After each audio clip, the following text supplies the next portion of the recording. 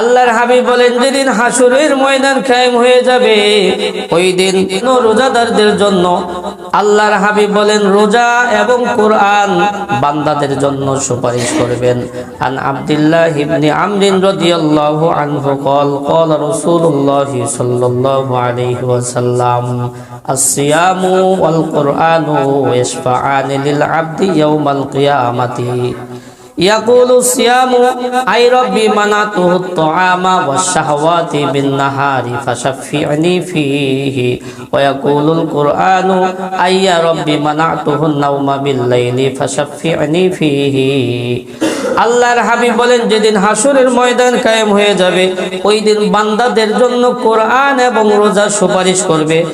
রোজা বলবে, ইয়া রব্বুল আলামিন, আমি আপনার এই বান্দাকে দিনের বেলা পানাহার থেকে এবং স্ত্রী সহবাস করা থেকে বিরত রেখেছি। আল্লাহ, আজকে আমি সুপারিশ করতেছি, আপনি এই সুপারিশ কবুল করুন। কোরআন বলবে, ইয়া রব্বুল আলামিন, আমি আপনার এই বান্দাকে রাত্রিবেলা ঘুম থেকে বিরত রেখেছি। আল্লাহ, আমি সুপারিশ করতেছি, সুপারিশ কবুল করুন। আল্লাহর হাবিব বলেন, তাদের উভয়ের সুপারিশ কবুল করা হবে।